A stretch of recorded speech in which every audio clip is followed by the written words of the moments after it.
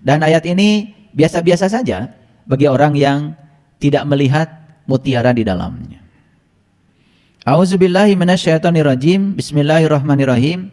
Wal malaku ala arjaiha wa yahmilu arsya rabbika qaumahum yauma idzin tsamaniyatun. Saya akan bacakan terjemahan yang ada sesuai dengan yang beredar. Ini saya ambil dari Quran digital resmi ya, dari Departemen Agama.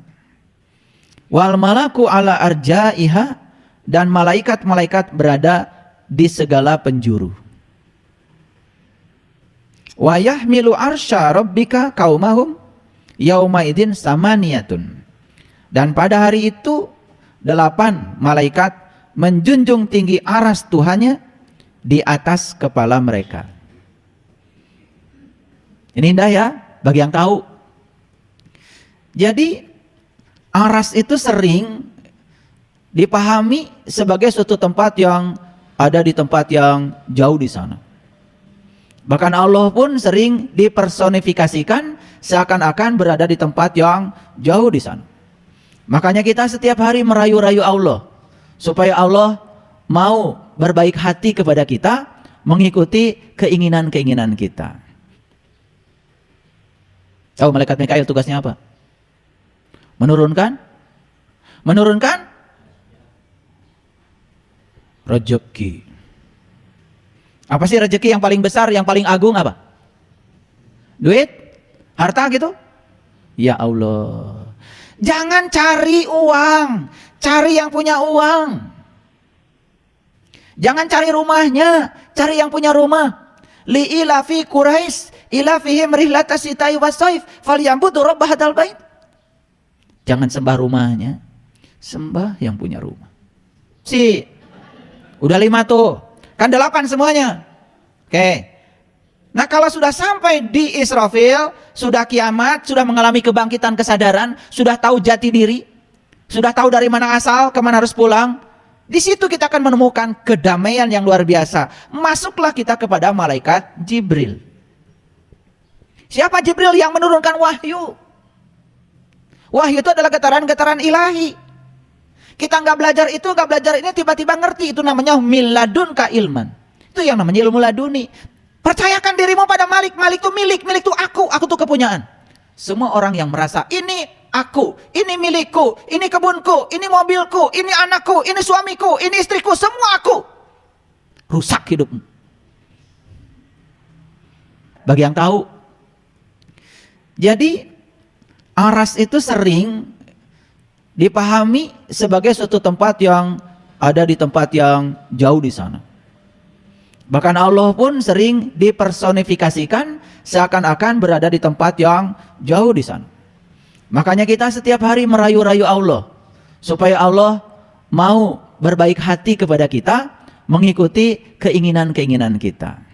Bisa dibayangkan ya, kalau Allah dirayu dan mengikuti semua keinginan manusia, bisa rusak semesta ini. Hampir tidak ada manusia yang minta miskin, kan? Betul? Dan hampir semua manusia setiap habis doa pasti minta rezeki yang berlimpah, kan? Kepada siapa? Kepada Tuhannya. Dan kalau Tuhan mengabulkan semua permintaan manusia untuk menjadi kaya, maka semesta ini dalam sekejap menjadi sesuatu yang kacau balau.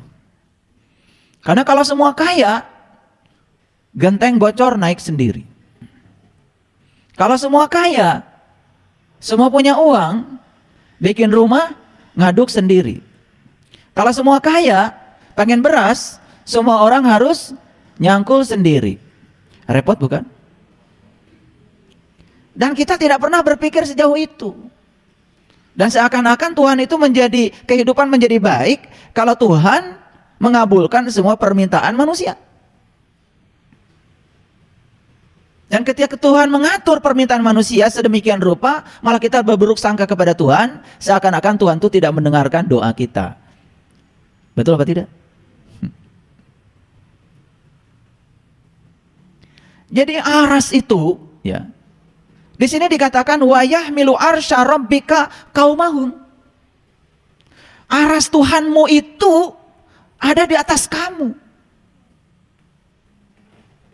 Maka di Quran itu banyak sekali istilah atas bawah, langit bumi. Batasnya itu cuma ini aja nih, batasnya ini. Batasnya ini. Makanya di Quran surat Al-Baqarah ada perintah menyembelih sapi betina.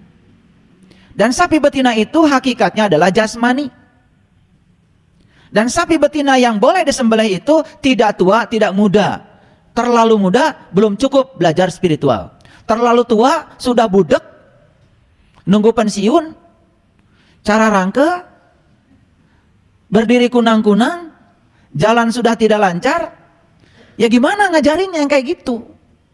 Makanya di Quran dikatakan, kalau mau belajar spiritual, harus pertengahan. Pada saat kita sedang sehat-sehatnya, sedang kaya-kayanya, sedang muda-mudanya, sedang banyak waktunya. Makanya jagalah 5 sebelum datang yang 5. Begitu kata Rasul. Lalu ciri selanjutnya, sapi betina yang harus disembelih itu warnanya kuning, kuning tua. Spektrumnya adalah spektrum kulit manusia. Tidak boleh ada cacatnya, tidak boleh ada belangnya, belum digunakan membajak sawah, dan belum pernah digunakan mengairi tanaman. Jelas, sapi yang dimaksud bukan sapi yang di kandang sapi. Proses penyembelihan secara hakikat terjadi di sini. Di sini nih, di leher. Maka leher itu adalah batas antara daerah atas dengan daerah bawah. Daerah atas ini sering disebut langit. Daerah bawah sering disebut bumi.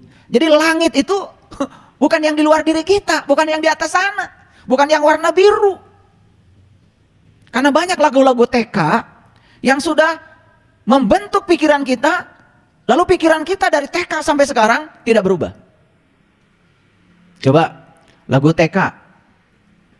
Bintang kecil di langit yang tinggi. Ada yang mengatakan bintang kecil di langit yang biru. Lalu kita mengatakan yang biru itu langit. Padahal kalau kita naik pesawat ke atas, kita tidak menemukan yang biru itu. Betul apa tidak? Yang kita temukan cuma ruang kosong antar planet. Lah yang 7 lapis langit itu yang mana? 7 lapis langit itu ada di sini. Di sini. Jelas sekali kelihatan. Bagi yang melihat. Yang tidak melihat ya nggak bisa lihat. Namanya juga tidak melihat. Kadang-kadang yang nyata jadi nggak kelihatan gitu. Karena sudah terselimuti kita oleh kebodohan kita sendiri. Apalagi terselimuti oleh perasaan bahwa kita sudah pintar. Makanya berulang kali saya mengatakan, yang bisa ditolong dalam kehidupan ini hanya mereka yang tahu. Kalau mereka tidak tahu, itu yang bisa ditolong. Selain itu nggak bisa ditolong. Jadi di mana aras itu? Quran mengatakan wa yahmilu arsya rabbika qaumahu. Aras Tuhanmu itu ada di atasmu, qaumahu. Makanya ini batasnya. Dari sini ke atas dengan dari sini ke bawah. Jadi aras itu nggak pernah jauh. Dan ternyata para malaikat itu pun ya berjaga di atas aras. Dan kalau kita mengatakan aras itu jauh di sana, itu berlawanan dengan Quran. Karena Allah mengatakan, aku bersamamu lebih dekat kepadamu daripada urat nadi lehermu. Pegang urat leher di mana? Pegang. Jangan-jangan nggak tahu. Kan urat leher di sini nih. Urat leher di sini. Sedangkan Allah mengatakan aku lebih dekat kepada kamu daripada urat lehermu. Berarti kalau urat leher di sini, arasnya Allah harusnya lebih dekat dari itu. Masuk akal kan? Nah, yang manggut-manggut berarti udah tahu. Yang belum manggut, bingung, bagus. Ada bakat untuk jadi orang tahu. Gitu. Nah, ada yang manggut tidak, bingung tidak, ditanya ngerti tidak, ditanya apa yang mau ditanya juga nggak tahu. Ini yang berbahaya. Ini tanda kematian jiwa kita itu, ya. Jadi kalau masuk di ruangan ini bingung, udah bagus itu, ya, bagus. Masih ada tanda-tanda kehidupan itu. Tapi kalau ditanya oleh saya bingung, tidak. Ngerti? Tidak. Ada pertanyaan? Nggak ada. Nah, itu sudah jelas itu, ya. Itu sudah mati suri itu. Tidak ada tanda-tanda kehidupan itu pikirannya itu. Nah, Allah mengatakan di ayat ini, ya, 8 malaikat itu menjaga aras. Jadi yang menjaga aras itu ada 8 malaikat. Apa pentingnya kajian ini didasari oleh pendahuluan ini? Karena saya mau masuk nanti agak dalam hari ini. Malaikat apa saja yang menjaga aras ini? Ada 8. Loh, bukannya malaikat 10? Tar yang 2 belakangan. Yang 8 aja dulu. Apa sih malaikat itu? Malaikat itu adalah makhluk yang terbuat dari cahaya. Nah, sekarang kita apa? Kan Allah bilang di Quran, fa iza sawaituhu wa nafakhtu fihi mir ruhi faqa'u lahu sajidin. Ketika aku sudah selesai menciptakan tubuhmu, aku tiupkan ruhku. Jadi nggak ada ruhmu, yang ada adalah ruhku, bagian dari dirinya Tuhan yang ditiupkan kepada kita. Apa wujudnya ruhku? Tuhan mengatakan wujudnya ruh adalah nur. Nur itu bahasa Arab, bahasa kitanya adalah cahaya.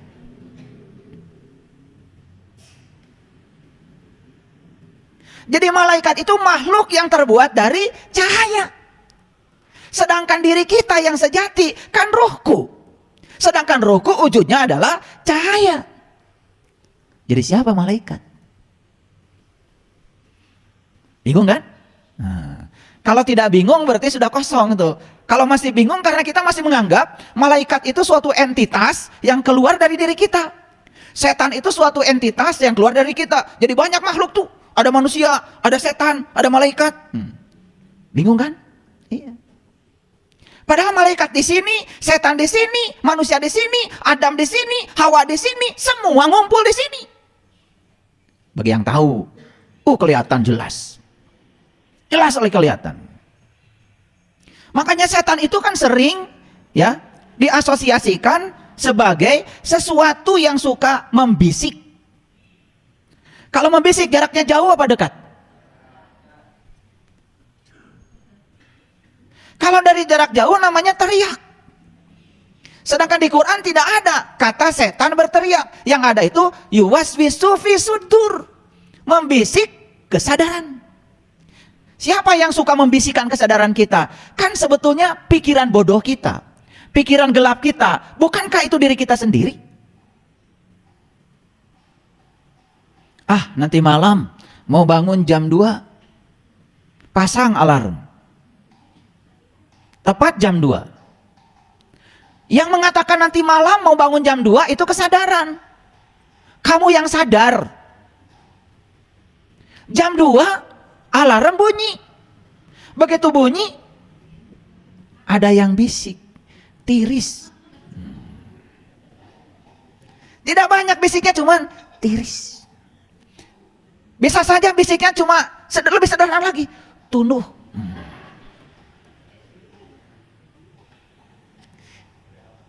Siapa yang membisik itu? Kan kamu sendiri. Gak ada orang datang ke kamar kita membisiki kita, gak ada. Sesederhana itu sebenarnya kalau kita ngaji jujur.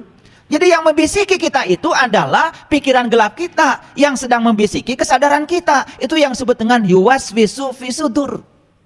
Yang membisiki kesadaranmu. Jadi siapa setan? Ya kamu pada saat kamu sedang berada di pikiran gelap.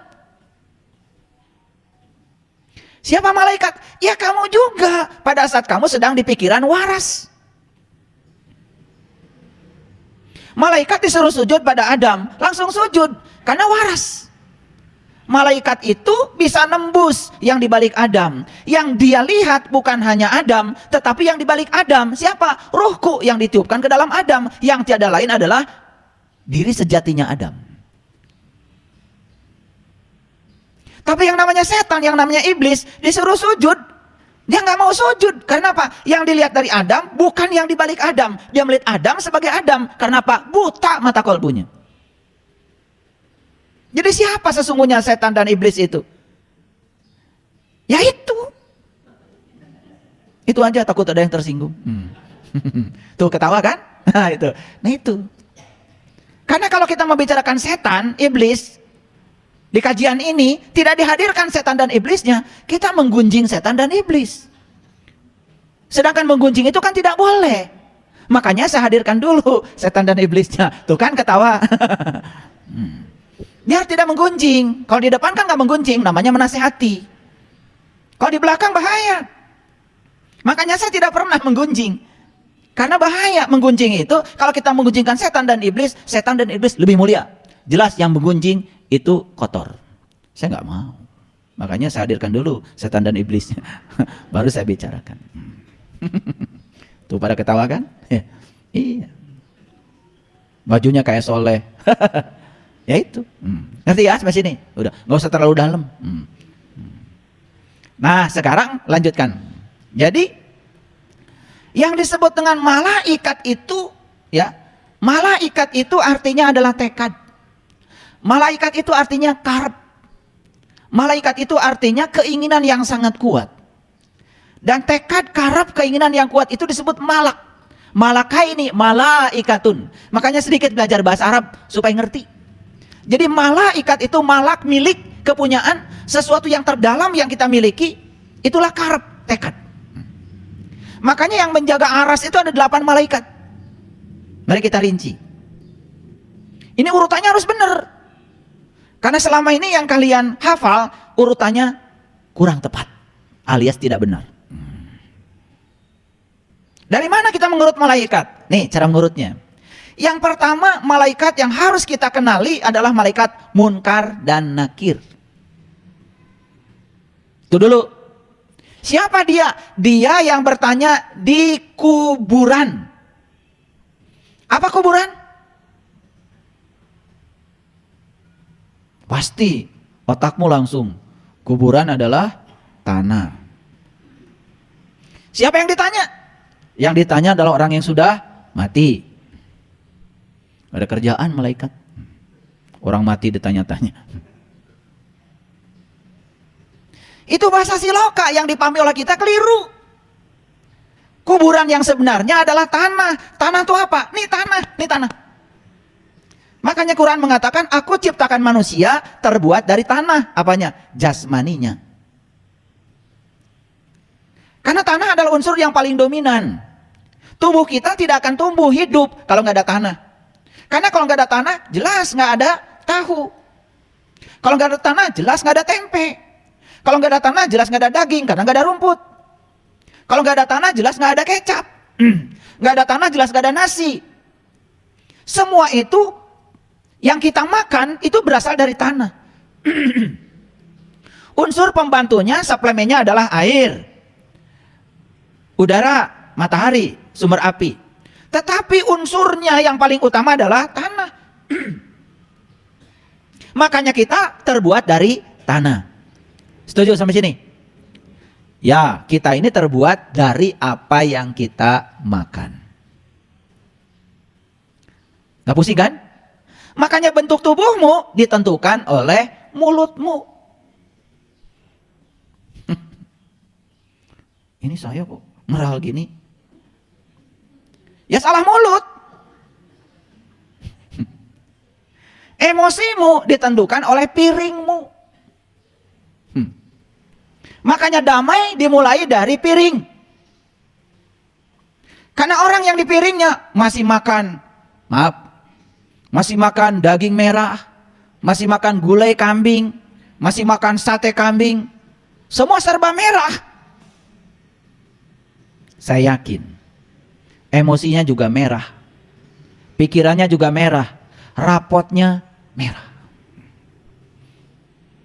Sepanjang dia masih membunuh dan menyakiti untuk kelangsungan hidupnya, maka dia menanggung karma yang besar dalam perjalanan hidupnya. Makanya orang-orang yang sadar mengambil pilihan untuk mengambil makanan yang karmanya lebih sedikit. Makanya makan buah dan sayur. Ini penting nih supaya ngerti. Jadi mulut dan piring itu bahaya kalau nggak dikontrol. Makanya kedamaian mulailah dari piring. Dari situ mulai kedamaian. Makanya orang yang sudah makannya bersih, makannya sayur, makannya buah, sudah menghindari makanan-makanan yang berasal dari membunuh binatang lain, itu sudah mulai itu karmanya sedikit. Pasti mulai damai itu. Itu diajarkan leluhur kita. Makanya di tanah Parahyang itu pa itu artinya tempat, ra itu cahaya, hyang itu leluhur, Parahyang tempat leluhur yang bercahaya. Di sini nih diajarkan kita leluhur kita makan makanan yang langsung dari alam. Makanya ada peribahasa, gampang punya istri orang Sunda. Aburkeun we ka kebon, pasti dahar. Iya, makanya orang Sunda terkenal dari dulu kulitnya bagus. Yang bagus maksudnya. Karena apa? Sudah terbukti kalau makanan-makanan yang mentah, lalap-lalapan itu terbukti tanpa terpengaruh oleh panas api, ternyata itu bisa menimbulkan regenerasi sel. Leluhur kita udah sampai situ. Jadi alam ini sudah memasak matang. Dan setiap yang dimasak oleh alam itu sudah matang. Makanya makan langsung dari alam itu sehat. Nah itu, ada bangsa yang persis seperti leluhur kita di Priangan ini. Siapa itu? Orang Jepang. Mereka lebih suka makanan yang langsung dari alam. Tanpa dimasak. Ternyata itu lebih sehat. Terbukti di Okinawa, rata-rata umur orang sana di atas 100 tahun. Jadi yang menentukan umur itu kita juga sebetulnya. Ya, tergantung cara hidup kita. Nah kalau hidup sudah sehat kemudian meninggal, ya sudah, itu baru kita berbicara takdir. Jangan bicara takdir dulu kalau belum benar hidupnya. Ya, makan segala, ya akibatnya apa? Darah kita jadi kotor, kemudian kita, oh sudah takdir. Tidak begitu cara memahami takdir. Ya, sampai sini ngerti? Mana kuburan? Ini. Kalau ada kuburan, ada yang dikubur dong. Makanya orang Sunda bilang, aya kurung, aya kuring. Nah kuring teh nuka kurung. Makanya orang Sunda bilang jisim abdi. Gitu. Jisim itu jasad, abdi itu kuring. Makanya kita sering mengatakan cekuring oge. Tuh. Tidak pernah mengatakan cekurung oge. Dah kurung mah bukan diri kita. Diri kita yang sebenarnya kuring. Kurung mah anu ngurungan kuring. Itu yang disebut dengan diri sejati. Hebat leluhur kita mah. Jadi malaikat pertama yang harus kita kenal adalah malaikat Munkar dan Nakir yang bertanya di kuburan. Pernah nggak kalian bertanya, kenapa di kuburan harus ada 2 malaikat? Apa nggak cukup 1 malaikat? Pernah nanya? Pasti nggak nanya. Udah dijamin oleh saya pasti nggak nanya. Apa kata orang yang ikut aja? Kan begitu? Nah itulah, saya itu menjadi aneh karena saya itu apa saja ditanya. Ternyata apapun yang saya pertanyakan pada semesta, semesta ngasih jawaban. Karena jawaban hanya diberikan kepada mereka yang mau bertanya. Siapa yang mencari akan mendapat. Siapa yang mengetuk pintu maka pintu akan terbuka. Yang tidak pernah bertanya tidak akan pernah dialiri jawaban. Bertanya itu cuma kelihatan bodoh 5 menit kok. Tapi selanjutnya akan pintar selamanya kalau mau bertanya. Itulah kita. Di kubur itu katanya ada 2 malaikat yang bertanya. Saya waktu kecil umur belasan tahun udah nanya sama bapak saya. Pusing bapak satu kali tanya sama saya. Kenapa pak? Ya, yang nurunkan hujan cuma 1, malaikat Mikail. Padahal yang harus dihujani banyak. Ini yang nanya di kubur cuma 1 tapi 2. Bingung bapak saya. Makanya saya titipkan ke pesantren. Saya tanyakan lagi sama ustadz yang dititipi. Saya tanya lagi, bingung lagi dia. Dipulangkan dari pesantren. Nasib saya begitu terombang-ambing saya dulu. Dan ketika saya bertanya pada diri saya, sejujurnya malah saya diasingkan. Saya sebetulnya pernah tidak nerima lah dengan kehidupan ini. Masa saya nggak boleh nanya gitu? Maka saya tidak boleh ngerti. Dan saya tidak mau seperti kebanyakan orang, karena saya ingin menjadi diri saya sendiri. Ini judul kita hari ini. Maka judul kita hari ini adalah ini nih. Lupa saya ngasih judul ya. Gak apa-apa. Biasanya diingatkan ketika sudah jalan. Judul kita hari ini adalah jadilah seorang mahakarya. Hapus gagasan menjadi seseorang. Jadi yang disebut dengan mahakarya itu bukan yang bikin patung. bukan yang bikin gedung, yang bukan yang bikin pesawat. Seorang mahakarya bagi saya adalah mereka yang sukses menjadi dirinya sendiri. Stop menjadi seseorang. Nah, ketika saya ingin menjadi diri sendiri, menyampaikan pertanyaan-pertanyaan kritis seperti itu, malah saya harus terasing dari kehidupan. Karena yang namanya ngaji dari kecil ya sudah, belajar ihfa, belajar idgham, biguna, bilaguna, belajar itu. Belajar ikro yang namanya ngaji. Di otak saya yang namanya ngaji bukan itu, kalau itu kan baca. Bagi saya baca belum ngaji.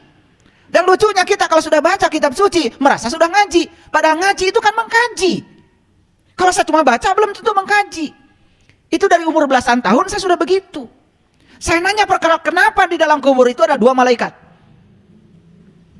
Saya tanya udah keliling dunia Bapak Ibu. Akhirnya karena saya tidak puas, ya sudah. Saya tanya aja sama Allah. Tolong Allah, kasih jawaban. Saya ingin mengerti. Dan ternyata intuisi hidup. Begitu intuisi hidup, semua pertanyaan itu terjawab tanpa kata-kata. Tiba-tiba mengerti.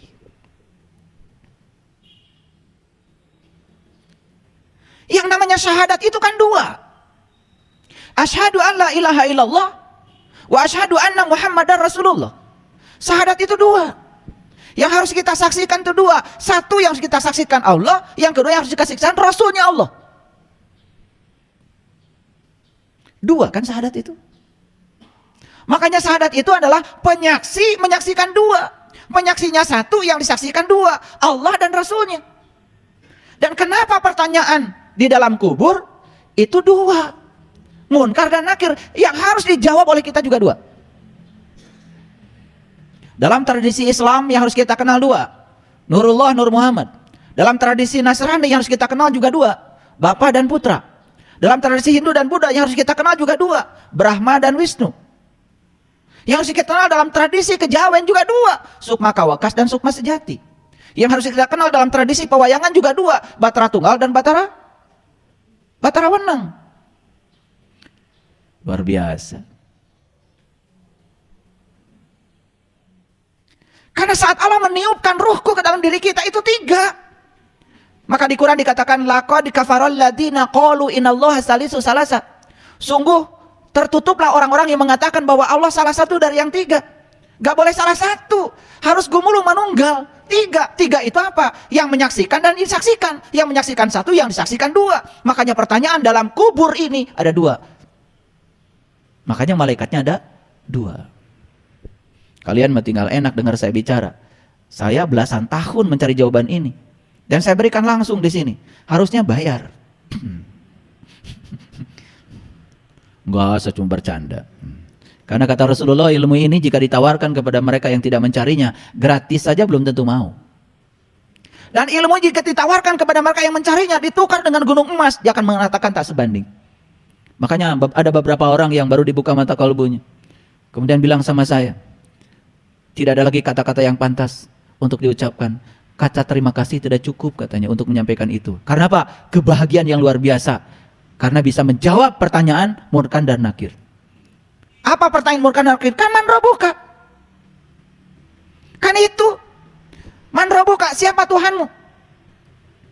Dan kita tidak akan bisa menjawab siapa Tuhanmu kalau kita tidak tahu siapa Rasul kita. Karena yang bisa mengantarkan kita kepada Allah itu Rasul.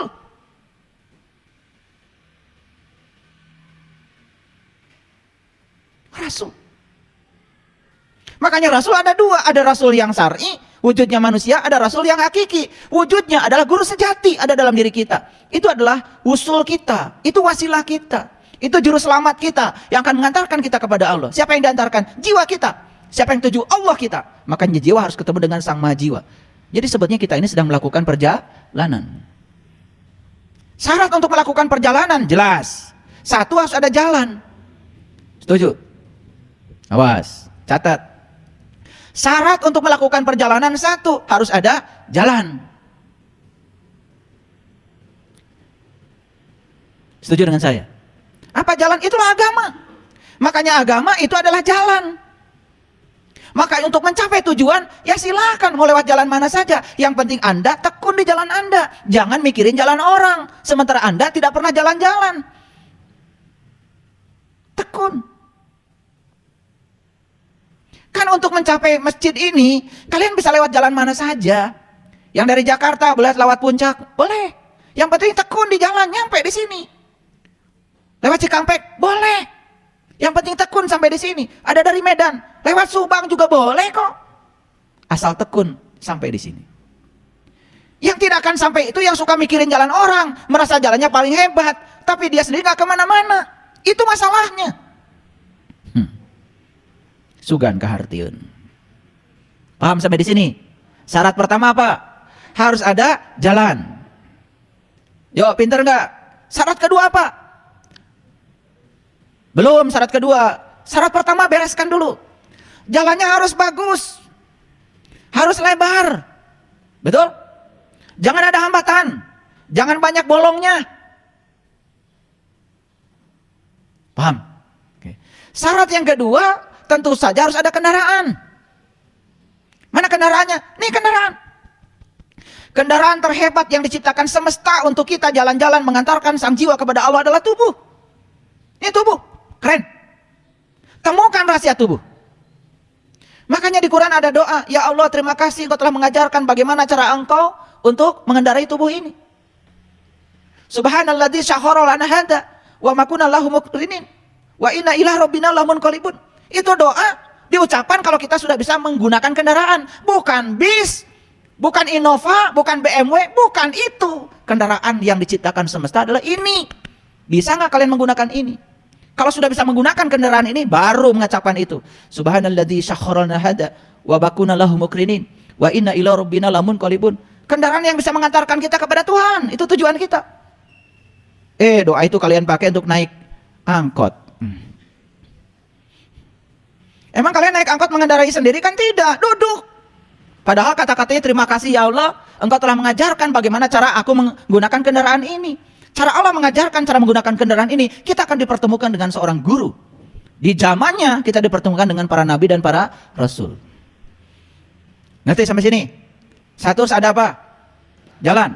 Dua harus ada kendaraan. Makanya ini kendaraan jaga. Kalau harus makan Pertamax ya Pertamax. Kalau semakan Pertamina Dex, Pertamina Dex. Diciptakan untuk Pertamina Dex, makan biosolar. Ya kalau kita salah makan ya hancur tubuh ini. Makanya pelihara. Makan itu harus menggunakan rumus. Rumus makan tuh 3J. Satu, jadwalnya harus benar. Dua, jenisnya harus tepat. Yang ketiga, jumlahnya harus tahu diri. Jangan mentang-mentang enak, nambah terus. Tambah. Gitu. Sudah ngambil 1 kil gede, masih nambah kene. Can teurap mah can eureun. Bagaimana? Kan sepertiga harus air, sepertiga baru padat, sepertiga udara, supaya tubuh ini jadi kelihatan ideal. Ya, murid saya nggak boleh tubuhnya gendut. Maaf ya.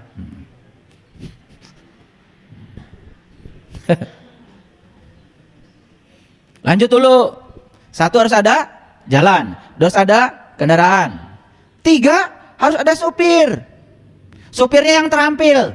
Supir itu ini supir nih, pikiran kita. Makanya pikiran itu harus bisa mengingat, memahami, menerapkan, menganalisis, mengevaluasi sampai mensintesa. Itu yang disebut dengan keterampilan kognisi. Dan pikiran ini harus cerdas. Harus punya keterampilan solve problem. Oh, supirnya lelet keburu tabrakan. Makanya kenapa kita banyak tabrakan? Lelet. Cukup nggak supir? Nggak cukup. Ya jelas dong kalau kita mau jalan-jalan harus ada apa? Harus ada jalan, harus ada kendaraan, harus ada supir. Harus apa lagi? Apa lagi? Ya ketika jalan harus ada rambu-rambu lalu lintas. Rambu-rambu disebut petunjuk jalan. Petunjuk jalan dalam bahasa spiritual disebutlah kitab suci. Maka setiap agama punya kitab suci, itu namanya petunjuk jalan. Kan kamu ditanya, apa petunjuk jalanmu? Kitab suci. Ngerti nggak? Ya kalian cuma baca doang, nggak ngerti isinya, tidak pernah tahu apa yang ditunjukkan oleh kitab suci. Maka di Quran dikatakan alif lam mim zalikal kitab la raiba fi hudan lil muttaqin. Jadi Quran itu akan menjadi petunjuk bagi orang yang bertakwa. Apanya takwa? Takwa itu di Quran jelas. Di surat Al-Baqarah ayat 63 dikatakan takwa itu satu, mengambil janji, dua, mengangkat kesadaran, yang ketiga, menyaksikan dia yang menunjukkan diri di puncak kesadaran, yang keempat, ingat apa yang ditunjukkan. La'allakum tattaqun, baru takwa. Apa yang takwa kamu lakukan selama ini? Enggak jelas. Takwa itu laku sebetulnya. Laku yang dapat mengantarkan kita liqah kepada Allah, perjumpaan kepada Allah. Itu jelas di Quran. Lanjut dulu. Petunjuk jalannya sudah ada? Ada, cuman kalian gak ngerti. Makanya sering salah jalan. Makanya gak nyampe-nyampe. Saya percaya ya kalau baca kitab suci udah pada rajin, tapi ngertinya saya ragu. Padahal dikatakan kita sudah merasa ditunjuki jalan kalau sudah mengerti. Itu masalahnya. Sibuk baca sementara tidak mengerti. Lanjut, cukup? Gak cukup. Harus ada orang yang membantu kita memahami petunjuk jalan. Itu yang disebut dengan penuntun jalan. Di zaman Nabi dan Rasul, itulah para Rasul. Sekarang kita tidak hidup sejaman dengan beliau. Kita hidup sejaman dengan orang-orang yang hidup bersama kita. Harus ketemu dengan seorang guru yang bisa menunjukkan apa maksudnya petunjuk jalan. Namanya penuntun jalan. Cukup? Belum cukup. Jangan ngangguk dulu. Harus bawa bekal. Wah, bekal. Tahu bekalnya apa? Apa? Ilmu. Di Quran jelas, fatazawwadu fa inna khairu zadi taqwa. Berbekalah kamu, sebaiknya bekal adalah takwa. Takwa itu hurufnya ada 4, tawadu, selalu rendah hati. Qof, qanaah, menerima apapun yang terjadi di perjalanan apa adanya, jangan banyak protes. Waro, malu sama Allah, malu sama diri, malu sama sesama.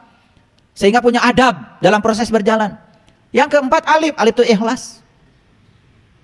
Itu bekalnya. Cukup? Belum cukup. Harus ada penumpangnya. Siapa yang mau diantarin? Siapa penumpangnya? Itulah dirimu, itulah jiwamu, itulah penumpangnya. Sadar nggak? Bahwa hidup adalah perjalanan. Kalau sadar hidup adalah perjalanan, berarti kita harus mencapai tujuan. Tujuan kita mengembalikan sang jiwa yang berasal dari Allah kepada sang maha jiwa untuk memenuhi ayat innalillahi wa inna ilaihi rajiun. Gitu. Makanya malaikat yang harus kita kenal pertama kali adalah malaikat Munkar dan Nakir. Supaya kita ketemu dulu Allahnya, ketemu Rasulnya. Supaya sang jiwa itu tidak berjalan sendiri. Ada pendampingnya, ada guru sejatinya yang mendampingi. Insya Allah dalam perjalanan tidak akan salah jalan. Satu. Malaikat yang mana lagi yang harus kita kenal? Yang kedua. Malaikat yang kedua yang harus kita kenal adalah malaikat Ijrail. Apa tugasnya? Apa tugas? Pada pintar biasanya kalian. Kalau urusan ngapalin kayak gitu-gitu udah keren lah pokoknya. Disangkanya ntar di akhirat mau ditanya gitu, ada ujiannya. Siapa malaikat pencabut nyawa? Ijrail gitu. Gak penting. Yang paling penting sekarang kita kenal dan ketemu dengan malaikat itu. Kan malaikat saya bilang tadi tekad, karep. Malaikat Ijrail tugasnya apa? Mencabut nyawa. Makanya kata Nabi, mut anta qabla mut. Belajarlah mati sebelum kamu mati. Kata orang tua kita, kamu harus bisa mati sak jeroning urip supaya kamu bisa kenal jati dirimu. Harus belajar ilmu sangkan paraning dumadi, ilmu sangkan paran. Dari mana kamu asal, apa tugasmu, setelah ini kamu mau kemana? Untuk bisa menjawab pertanyaan itu, kamu harus berkenalan dengan malaikat Ijrail. Agar kamu bisa belajar mati selagi hidup. Agar bisa mengalami ayat kullun nafsin zaikatul maut. Belajar merasakan mati. Ayo, pikirkan kata-kata saya. Belajar merasakan mati pada saat setelah mati atau masih hidup? Masih hidup, atuh. Kalau sudah mati, kita tidak akan pernah bisa merasakan rasanya mati. Merasakan rasanya mati harus hidup. Makanya kullu nafsin zaikatul maut, setiap yang bernyawa harus merasakan rasanya mati. Merasakan rasanya mati sekarang mumpung masih hidup. Sok yang waras pikirannya. Orang yang mati tidak akan merasakan mati. Namanya juga mati. Kan merasa itu harus hidup. Ini ngerti nggak saya ngomong? Makanya berkenalan dengan malaikat yang kedua, namanya malaikat Ijrail, supaya kita belajar mati sakjroning urip, supaya kita belajar untuk mematikan diri. Disitulah kita belajar membunuh ego, membunuh keakuan, dan lain sebagainya. Banyak. Kalau sudah berkenalan dengan malaikat Ijrail, apa yang selanjutnya kita harus lakukan? Kita harus berkenalan dengan malaikat Mikail. Tahu malaikat Mikail tugasnya apa? Menurunkan rezeki. Apa sih rezeki yang paling besar, yang paling agung apa? Duit? Harta gitu? Ya Allah. Jangan cari uang, cari yang punya uang. Jangan cari rumahnya, cari yang punya rumah. Li ilafi Quraisy ilafihim rihlatas sita'i wassaif falyambudu rabb hadzal bait. Jangan sembah rumahnya, sembah yang punya rumah. Jangan cari uangnya, cari yang punya uang. Kalau kamu cari yang punya uang, kamu akan dapat dua, dapat yang punya uang dan dapat uang. Kalau kamu cari uang, uang itu hanya bayangan kamu, uangnya nggak dapat, yang punya uang juga tidak kamu dapat. Makanya dalam hidup cuma dua, dapat dua-duanya atau nggak dapat dua-duanya. Lanjut. Jadi yang ketiga apa? Malaikat Mikail. Siapa malaikat Mikail? Yang menurunkan rezeki, betul. Rezeki yang paling agung ya Allah.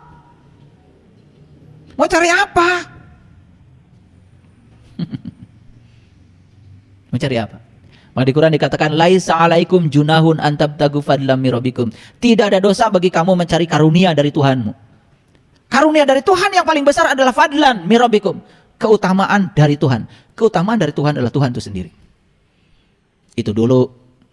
Bab itu selesaikan. Kalau besok pun harus mati, gak apa-apa. Kenapa? Sudah tahu jalan pulangnya. Itulah tugas malaikat Mikail. Menurunkan apa? Rezeki. Rezeki yang paling agung apa? Ya Allah. Kalau sudah sampai kepada Allah, dibantu oleh Munkar dan Nakir, dibantu oleh Ijrail, dibantu oleh apa? Tadi Mikail. Maka kita pun akan menjadi mudah berkenalan dengan malaikat Israfil. Siapa Israfil? Yang meniup sangkakala. Tandanya apa sangkakala ditiup? Tandanya kiamat, tandanya bangkit. Maka kamu akan mengalami hari kebangkitan. Bangkitnya apa? Bangkitnya kesadaran. Indah ya? Sudah berapa malaikat? Munkar Nakir sudah. Ya toh? Ijrail sudah. Mikail sudah. Israfil sudah. Udah berapa? 5 tuh. Munkar Nakir kan 2. Ijrail 1. Mikail 1. Israfil 1. 5 ya. Jangan korupsi. Nah kalau sudah sampai di Israfil, sudah kiamat, sudah mengalami kebangkitan kesadaran, sudah tahu jati diri, sudah tahu dari mana asal, kemana harus pulang, di situ kita akan menemukan kedamaian yang luar biasa. Masuklah kita kepada malaikat Jibril. Siapa Jibril? Yang menurunkan wahyu. Wahyu itu adalah getaran-getaran ilahi. Kita nggak belajar itu, nggak belajar ini, tiba-tiba ngerti. Itu namanya miladun ka ilman. Itu yang namanya ilmu laduni. Pintar tanpa belajar, cerdas tanpa berlatih. Makanya kalau ketika saya sedang memberikan BMK, kalian perhatikan. Nanti kalau kalian sudah menyaksikan pusat semesta pada diri kalian sendiri, baca ayat mana saja kalian mengerti sendiri. Betul? Baru kaget. Loh, gampang ya memahami Quran. Baru kaget. Itu yang disebut dengan melampaui kecerdasan pikiran. Itulah para nabi, para rasul, gak sekolah, gak pernah masuk bangku kuliah, tidak pernah belajar di akademik. Tapi beliau itu adalah bisa menguasai ilmu apa saja. Itulah pentingnya anak-anak kita harus belajar ilmu yang benar. Belajar ilmu yang melampaui intelektualitas, namanya ilmu kesadaran. Di situ kita akan memasuki yang namanya intelijensia. Sudah ketemu berapa malaikat sekarang? 6. Alhamdulillah ya. Semua ada di sini kan? Munkar dan Nakir yang bertanya, siapa Tuhanmu? Siapa dirimu? Sudah lewat Munkar dan Nakir sampai menemukan jawaban Allah dan Rasulnya. Malaikat Israil, kita belajar mati sak jernih urip. Malaikat Mikail, turunnya keutamaan dari Tuhan, Tuhan itu sendiri. Malaikat Israfil, bangkit kita dari keterpurukan, bangkit dari ketidaksadaran, mengalami kiamat yang sesungguhnya. Kiam itu artinya bangkit. Masuklah kita fase berikutnya, malaikat Jibril. Pintar tanpa belajar, cerdas tanpa berlatih. Masih ada 2 lagi. Malaikat siapa? Malaikat Ridwan. Siapa malaikat Ridwan? Penjaga pintu surga. Mana surga? Ya ini. Ini mau dipercayakan ke siapa? Kalau dipercayakan pada Ridwan, ridho. Apapun yang terjadi, ridho. Dimarahin orang, ridho. Duit banyak, ridho. Kehilangan duit, ridho. Karena itu punya Allah, tidak pernah merasa kehilangan sesuatu yang bukan milik kita. Hidupnya sudah ridho. Apapun yang terjadi menerima apa adanya, bukan ada apanya. Itulah tubuh ini sudah dijaga malak Ridwan, penjaga surga. Jadi surga nggak ini? Jadi surga nggak ini? Kalau sudah jadi surga, apa yang terjadi berikutnya? Kita akan ketemu malaikat Raqib. Siapa Raqib? Pencatat amal baik. Yang dicatat tiap hari amal baik. Bicara menyenangkan. Punya uang berbagi. Rumahnya dikunjungi orang, nyuguhan. Punya kebun, punya ladang, undang orang untuk mereka menikmati berkah semesta. Itu orang yang sudah sampai di Raqib. Yang dia catat setiap hari adalah amal baik, amal baik, amal baik. Tidak ada satu orang pun yang berkurang kebahagiaannya dalam hidup ini. Maka dikatakan di ayat ini, malaikat menjunjung, 8 malaikat menjunjung tinggi arsy di atas kepala mereka. Sudah hidup nggak 8 malaikat itu dalam dirimu? Munkar Nakir sudah hidup, Israil sudah hidup, Mikail sudah hidup, Israfil sudah hidup, Jibril sudah hidup. Selanjutnya apa? Ridwan hidup, Raqib hidup. 8 malaikat. Lah tekor ada 2 lagi. Yang 2 itu berbahaya. Yaitu malaikat Malik, penjaga pintu neraka. Silahkan serahkan tubuhmu pada malaikat Malik. Malik itu milik itu aku. Kamu akan menjadi orang yang tersinggungan, gampang marah, gampang terbakar, gampang terkena hoax, gampang sakit kepala, gampang pusing, kunang-kunang, cara rangkel, segala di pikiran. Nah itu, terhina sedikit, pencemaran nama baik, lapor. Itu tuh si Malik tuh. Percayakan dirimu pada Malik. Malik itu milik itu aku tuh kepunyaan. Semua orang yang merasa ini aku, ini milikku, ini kebunku, ini mobilku, ini anakku, ini suamiku, ini istriku, semua aku. Rusak hidupmu. Betul? Itulah yang membuat kamu menderita. Pelitnya auzubillah. Ini duitku. Padahal kata Allah, aku titipkan rezeki ini padamu. Ada bagian untukmu, ada bagian untuk orang lain yang akan aku hadirkan padamu. Begitu kita dapat rezeki uang, ada orang pinjam uang ke rumah, harus tahu itu yang menghadirkan Allah. Karena Allah nitip pada kamu buat mereka. Ada orang yang minta sumbangan, harus tahu kalau itu ada titipan buat mereka. Siapa yang menghadirkan mereka kalau bukan Allah? La haula wala quwata. Tapi kamu tutup mulut, tutup wajah. Bahkan diusirnya mereka karena merasa ini uangku, ini milikku. Dan orang yang semacam ini sedikit aja uangnya hilang, yang dipikir yang hilang. Ada nggak kayak gitu? Di mana? Nah loh. Ini ngajinya kemana aja selama ini? Kalau ngapalin malaikat kalian udah lancar. Tapi mempraktekkan malaikat dalam hidup, mulai gagu. Karena ngajinya cuma sebatas syar'i. Jadi penghafal. Itu namanya learning to know, tidak learning to do. Maka kamu tidak pernah learning to be, tidak akan pernah menjadi dirimu. Kalau orang yang sudah dijaga tubuh jadi malaikat Malik, maka tubuhnya setiap saat jadi neraka. Apa yang terjadi? Berikutnya yang dia catat adalah keburukan. Siapa pencatat keburukan? Siapa? Nah, Atid. Pinter kamu.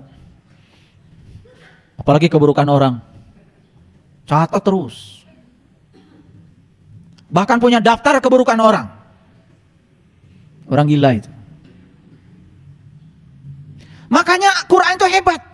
Quran mengatakan kalau aras ingin dijaga kesuciannya, percayakan pada 8 malaikat. Dan jangan coba-coba kamu percayakan pada 2 malaikat. Malik dan Atid. Begitu kita jaga tubuh ini dengan Malik, saya kasih tahu, yang kamu lakukan setiap hari adalah keburukan. Makanya, saya tempo hari memberikan kajian. Tabi'in Wahab bin Munabih, salah satu ahli fikih, menyampaikan 5 ciri orang bodoh. Yang pertama, orang bodoh itu kalau bicara semakin kelihatan bodohnya. Yang kedua, orang bodoh kalau diam tambah kelihatan bodohnya. Itu bahayanya jadi orang bodoh, bicara tambah kelihatan bodohnya apalagi diam.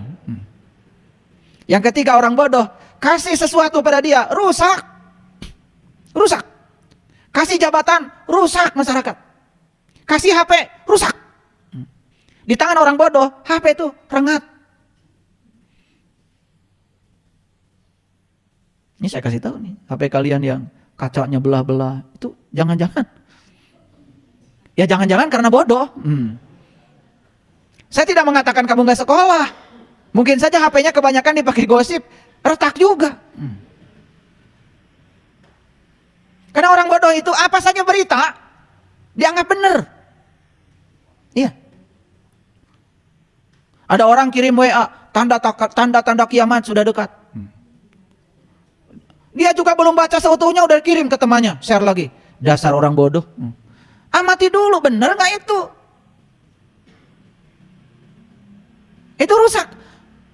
Yang keempat ciri orang bodoh apa?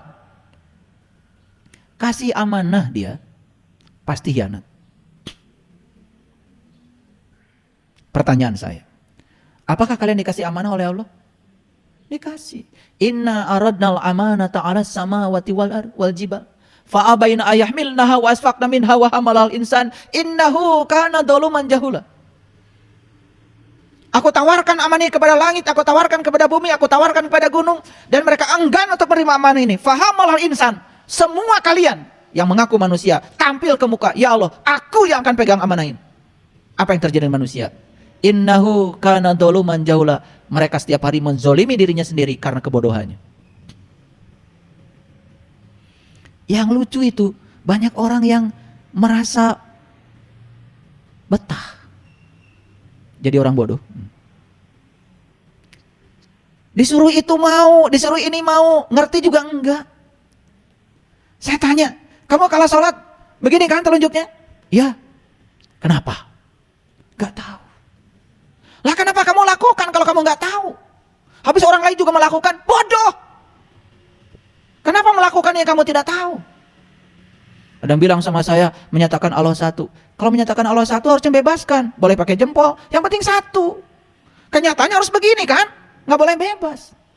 Ada yang jawab, kan itu nunjuk sama Allah. Memangnya Allah ada di depanmu?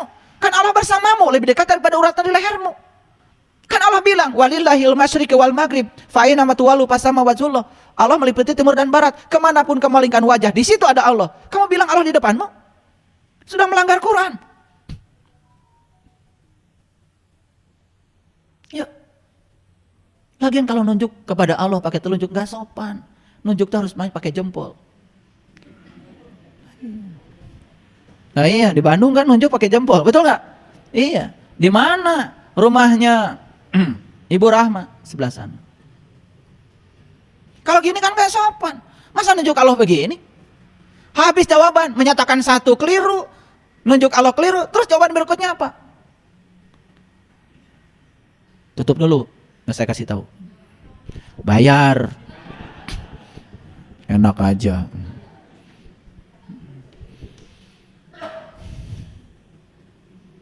Saya lihat ya, mohon maaf, takbir aja, banyak ragamnya.